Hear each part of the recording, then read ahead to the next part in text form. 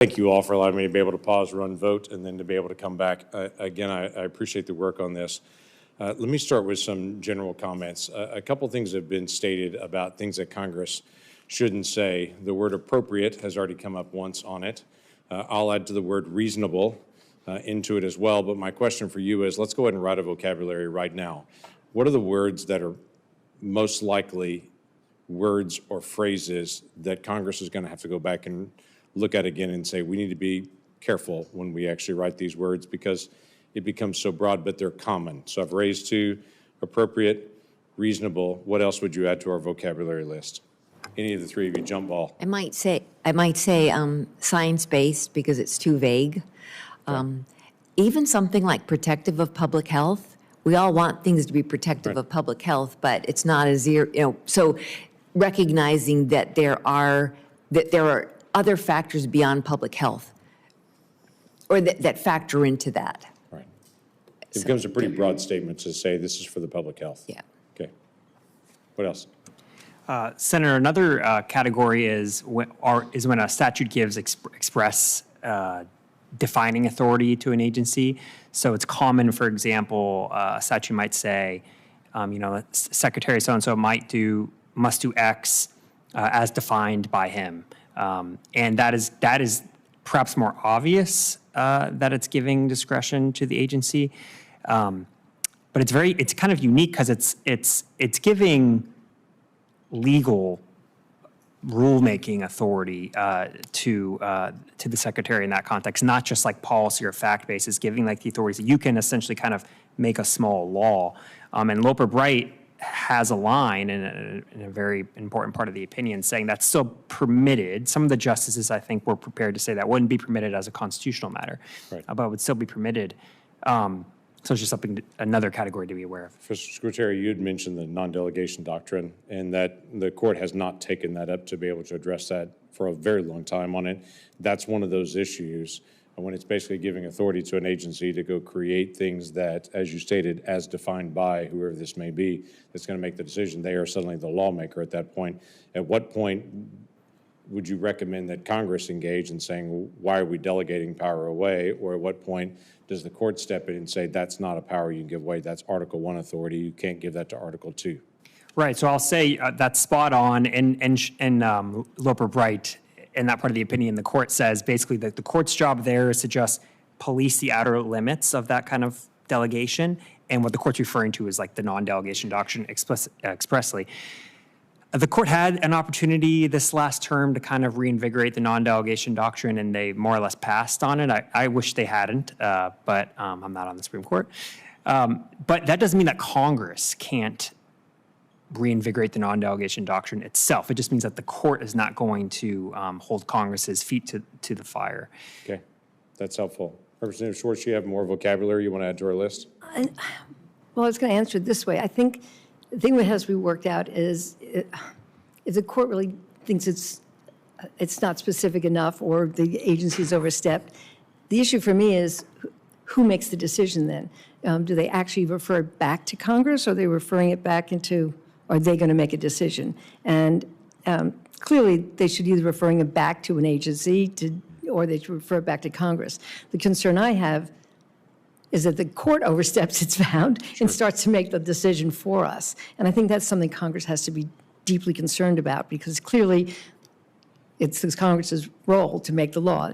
Theirs is to make sure it's constitutional, but that's not to make policy.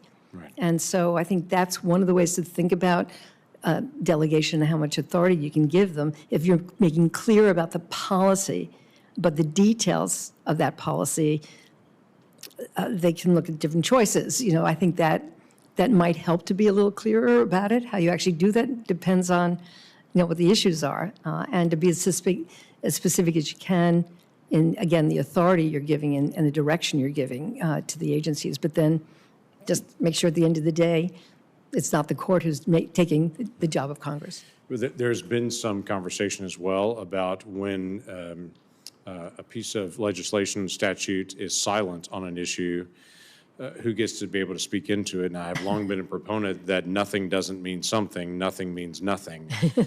And there has been this argument that if it's silent, that the agency may need to get to fill that in. And the court seems to be pushing back and saying, no, silence means silence, that you don't have the authority to be able to do that.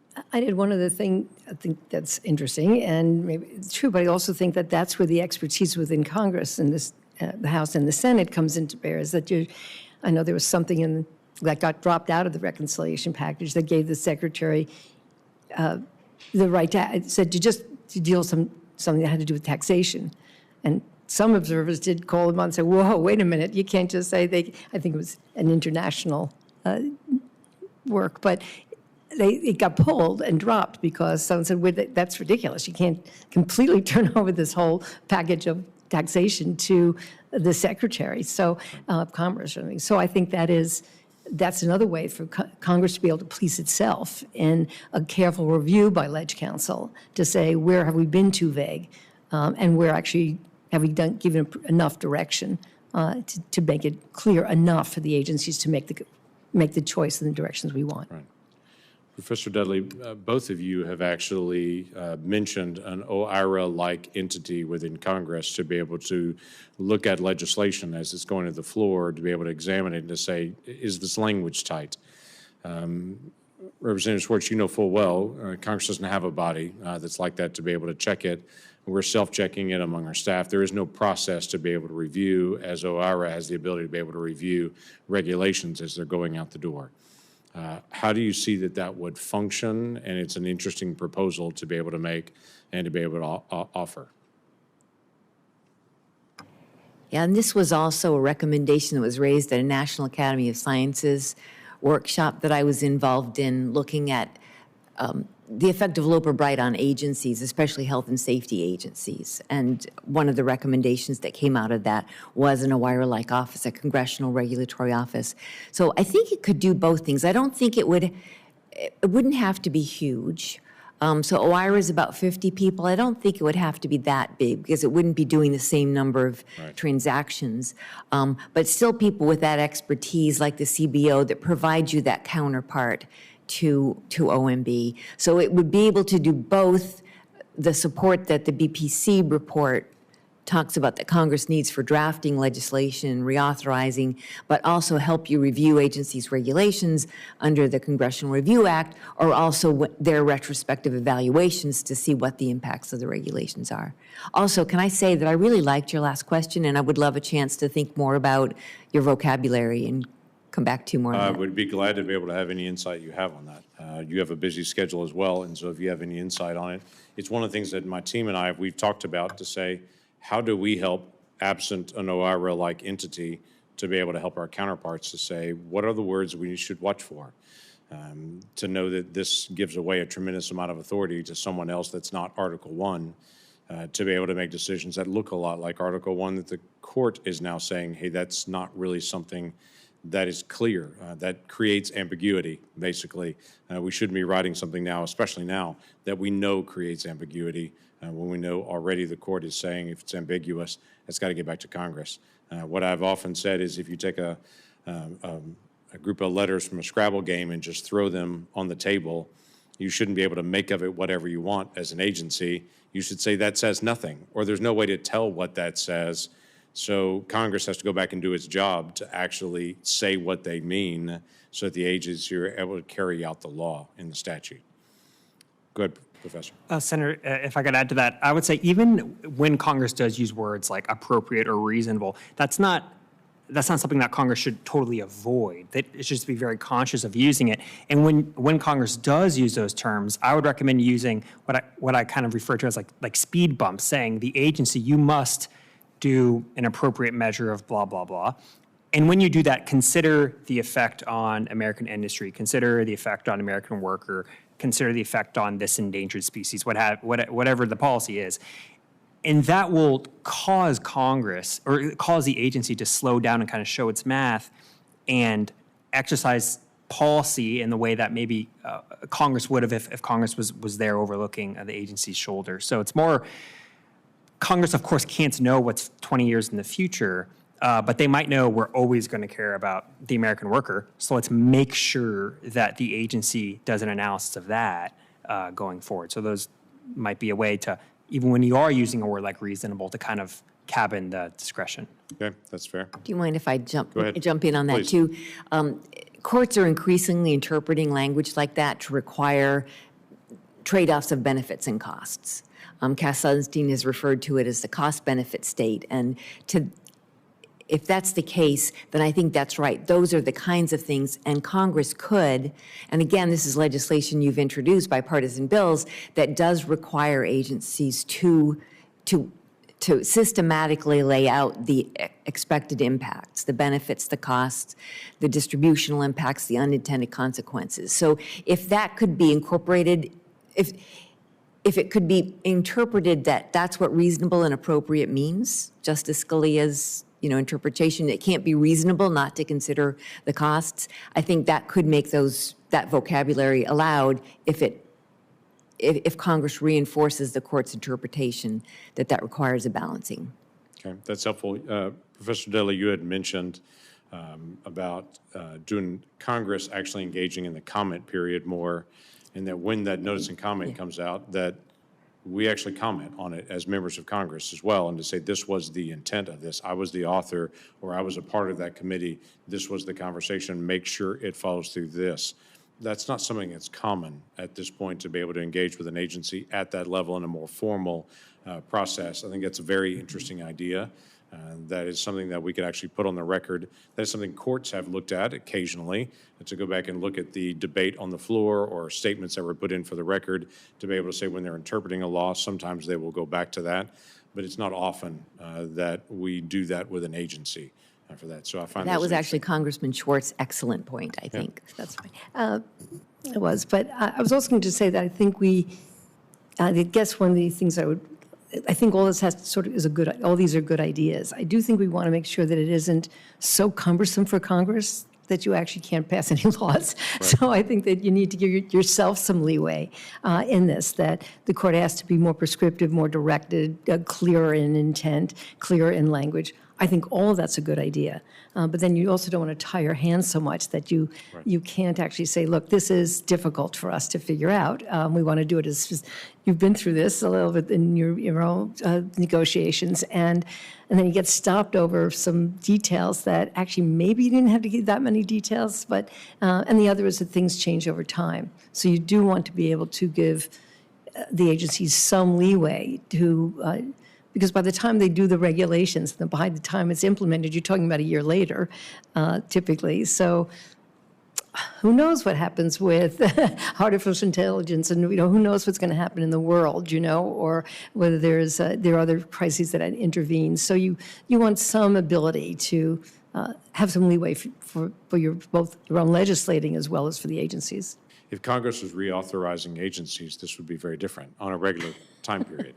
But currently, we're not so good at what you're supposed to do now, so maybe it would be useful to actually just keep that in mind as you go forward. That's the challenge that we have, is if we knew 3 years from now we were going to reauthorize this, then we would have that moment to be able to come back and look at it again, but currently that's not happening. That would be a simpler way to go forward, is to just say we're going to do it, and here's how we're going to do it, and a commitment to do that as close as you can to what else is going on and getting in the way of that.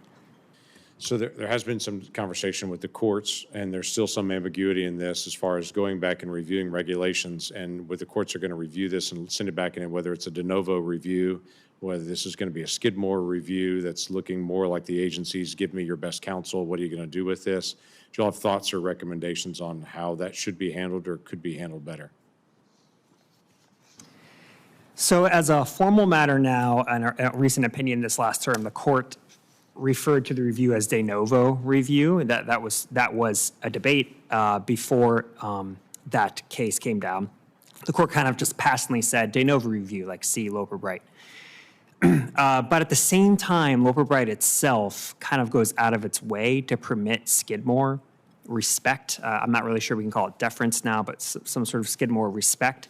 So I think courts will be allowed to continue to use Skidmore as long as they don't cross that line of giving the interpretive authority to the agency. And kind of a hypothetical that I might use to think about it is, for example, like a senator speaking to a staff member. A senator might think, okay, a particular staff member, I know they have an expertise on this topic. They wrote a very persuasive memo. It looks like there's a lot of good citations and authority here.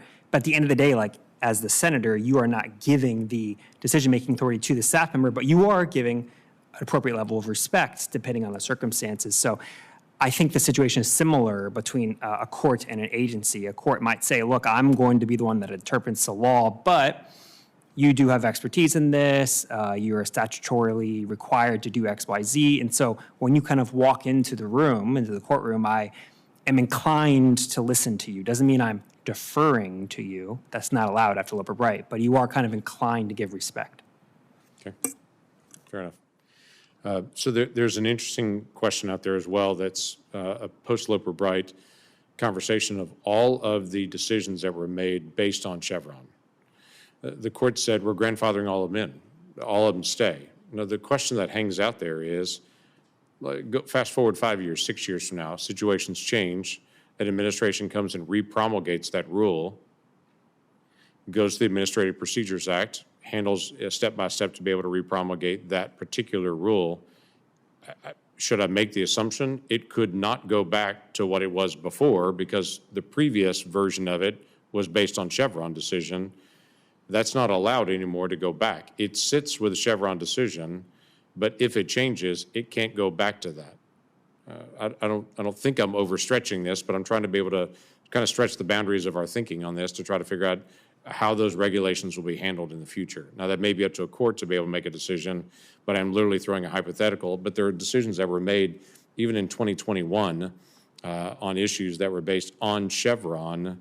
They sit there done. They're going to be unchanged, I assume, unless they're repromulgated, but they could never return back to the previous. Does that make sense?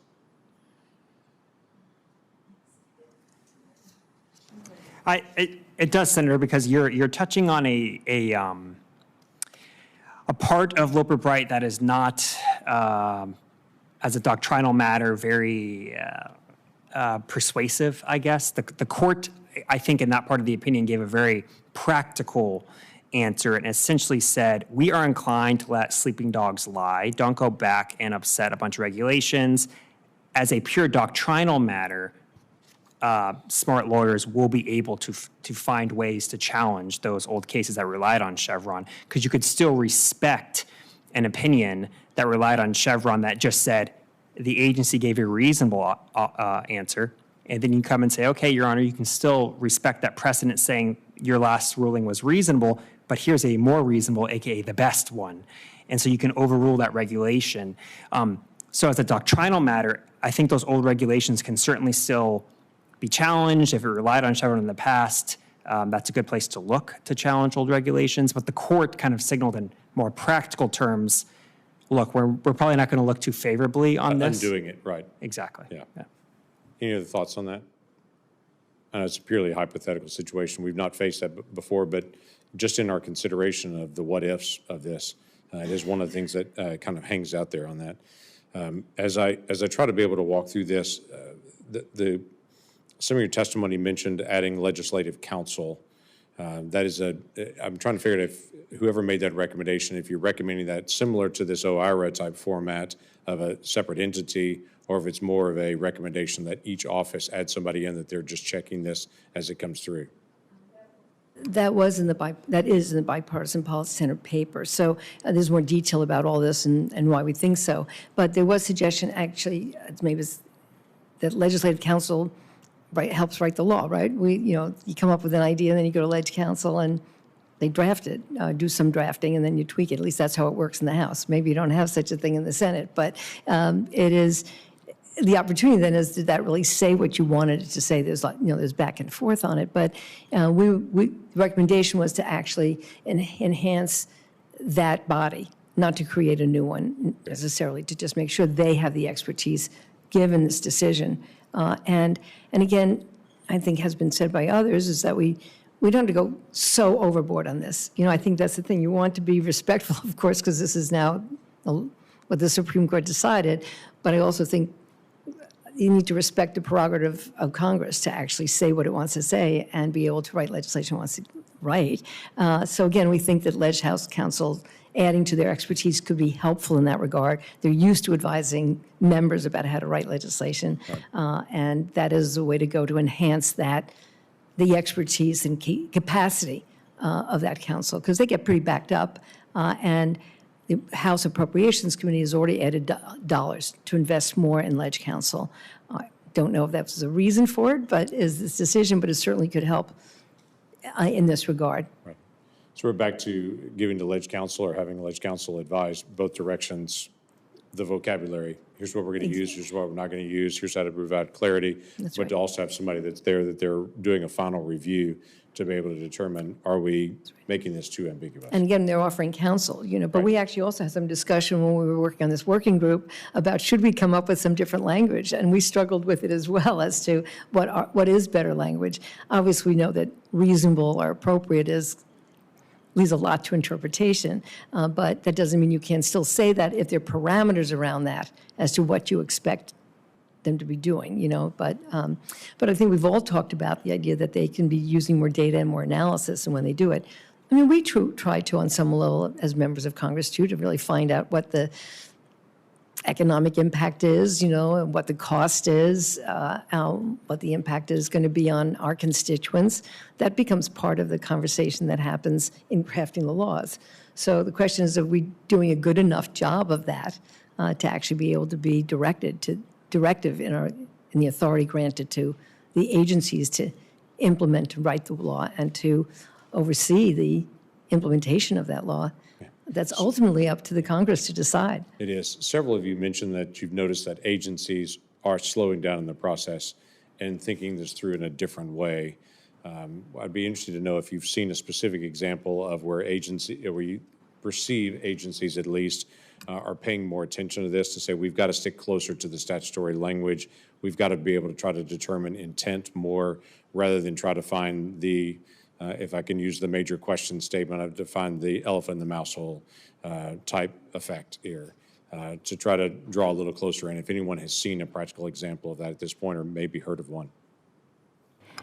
I haven't myself, but that Walker article that I mentioned, he did survey agencies a few years ago and found that they said they saw the writing on the wall and were already trying to justify their interpretations as being the best rather than assuming they would get deference.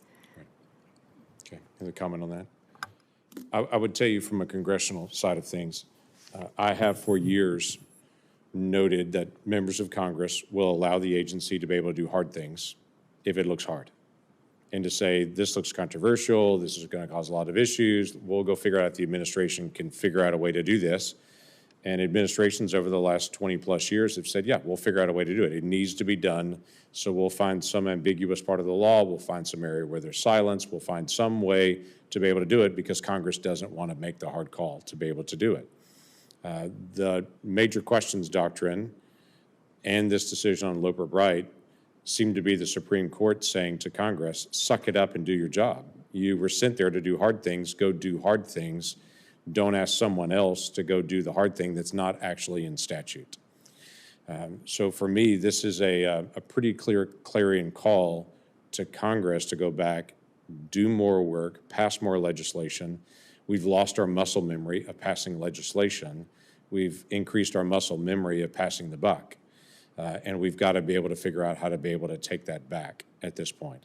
So I really don't blame the executive branch for trying to be able to stretch this. I really do blame my own peers and myself for not finding enough ways to be able to lock it down and to say, no, we have to keep negotiating until we solve this. That's why we're here, is to make sure everyone's heard, everything is negotiated out, everyone had their voice, and we make a decision, rather than this is hard, somebody else do it. So we'll figure that out. By the way, I'm not interested in commentary on that because you know I'm right, but you don't have to say it. So that's my biggest challenge on this. I do want to wrap this up and respect everyone's time, but I want to open this up for any final comment that you may have. Professor Squitieri? I'll just, I like the way you just made that last point, Senator, and it reminds me, there's a law professor, Gary Lawson, he kind of has famously said that Congress likes saying, a statute that says something like, go do good and nice things, agency. And then Congress gets the credit for saying, look, we told the agency to go do good and nice things. And when the agency goes and interprets that to do something bad, Congress can say that wasn't us. So I think you're exactly right that by exercising that muscle memory of making more decisions by Congress, some of the decisions might not be the best, but some of them will be good. And just by more routinely doing it, I think it would be better for self-governance. Okay, thank you. Professor Dudley. I guess I'd just like to say thank you so much for doing this and your other committee members who are involved. And if there are things that we can do to help you think about this, we'd love to. And I would definitely recommend the Bipartisan Policy Center report and also the National Academy's workshop report. But thank you again. No, thank you. That has been added to the record in this. And you can be assured that I'm going to go back with my colleagues and say we need to be able to pull some of these ideas and figure out how we implement some of these things as well. Representative Schwartz. And I, too, I just want to wish you good luck on this, and we're happy to, of course, be available to you and of course, the Bipartisan Policy Center. And I would just say, as a former member, my respect and admiration for the work that the Senate and the House does, and recognizing how difficult it is sometimes to work all this out is no small matter. So there are efforts that you can do that I think are probably less scary than others in terms of changing procedure, but to make sure that as you just pointed out, that the record is clear as to what the intent was, and that it's Congress that makes the laws of the land. And then say that is really the job of Congress, and to do so in a way that we don't leave it to the courts to decide, and work with the agencies in a way that actually makes it as effective as possible and implemented to the degree that you lay out, to get the purpose and the intent and the mission the way you've formulated. So even in a time when I don't agree with some of the legislation, it's hard for me to say go forth and do it, but I do think that it is your responsibility, it is a congressional responsibility, and it could help with the public's understanding of what the law means and the impact on their lives, to have it in clearer language and be more directive. And I think that actually would be a great help to keeping our democracy strong. Yeah, I do as well. Thank you again to all of you. Any additional ideas that you may have, we are all ears. And so appreciate all the reports and the work and the written statements and your testimony time today on it. Again, I apologize for having to take a quick break for votes right in the middle of it, but that is what they pay us to do, is to be able to go vote. So that's an area that we've definitely got to be able to take on. The record for this hearing will remain open for 15 days until Thursday, August the 14th, 2025.